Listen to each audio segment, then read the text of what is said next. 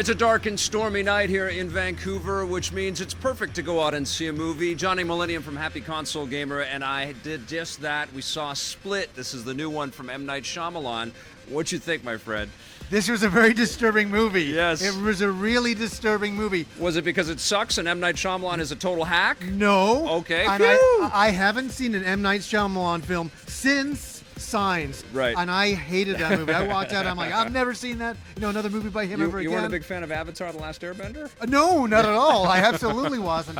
But this movie, and I would have never seen another one of his films if we didn't go and see this movie together. Yeah. And I'm kind of glad we did, but I was disturbed all the way through. This is a very disturbing movie about split personalities. Split personalities, hence the title, and there is, lots of surprise in this movie, so we're not going to spoil any damn thing. Nothing. The one thing that we can say, because it's a split personality disorder, is that James McAvoy, who's the lead actor in this movie, he's got to play a bunch of different characters, and he does an incredible job embodying all of these roles. He makes it very interesting to watch, and we are, fascinated by the different subtleties. He does a lot of stuff sort of on the fly. So in the middle of a conversation, he changes characters, and it blows you away. I thought he was a good actor to begin with. I've always liked his acting performances, but this one I was like, if he was ever an 8 out of 10 actor, he's like a 12 out of 10 actor now. I know, 100%. Seriously. He's not just Professor Xavier anymore, right?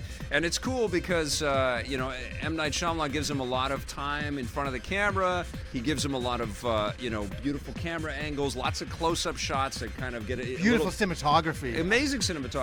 And it, obviously gets under your skin, but there's also a gentleness and an empathy about the way that this all sort of comes together. You really feel there's a psychologist or a psychiatrist character in here. I'm not sure the profession that handles this disorder, but there is a doctor who is so lovingly... So cares so much about him. Yeah, and so well crafted for us on screen, an incredible performance. Yeah. And, also has some really meaningful and powerful things to say about people that suffer from afflictions like this, and it resonates. You know, there's the heart and the the sensitivity that was on display in the script of this film was very impressive. M. Night wrote this as well, so kudos. Like this, this was absolutely an impressive movie to behold. It was, and it was disturbing. Yeah. But the cinematography, the lighting, the atmosphere, the ambiance was second to none. I was so blown away. I was so in this movie. Yeah. I couldn't look away. The whole audience was. There was silence. Yeah. We were silent. Well, you could hear people whispering like, "No, don't go, don't do that. Oh my God! Yeah. There's definitely moments like that. Yeah. I know, and there was some really disturbing moments that I remember looking over you going, "Oh my God, they just did that." Yes. And it was disturbing, but it is an interesting watch. Yeah. And one of his better films. It was, absolutely. And I think you have to credit a little bit of the Blumhouse philosophy. That's the production company behind this. They don't spend a lot of dough on their movies. No. They force their filmmakers to be creative and crafty. In a very small space at times. Yeah, so they don't travel all over the place. This is shot in Philadelphia, which is the stomping grounds that I think M. Night, or at least it purports to be Philadelphia, but he usually shoots there.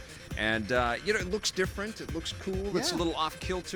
And, but it doesn't look cheap. It looks like there's a lot of money in this. I know. Even though we don't go to a lot of different places. Yeah. It's just a fun night at the movies, but do us a favor. If you go see this... No spoilers. Yeah, don't talk about it. Don't ruin it. This is kind of the Fight Club of movies. You can go see it, just don't talk about it.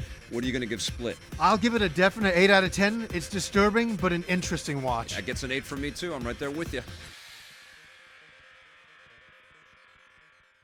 Hey, thanks for checking out that video on our EPN channel. It's just one small part of the things that we make around here. So if you liked it, don't forget to check out some of our other vids and hit that subscribe button.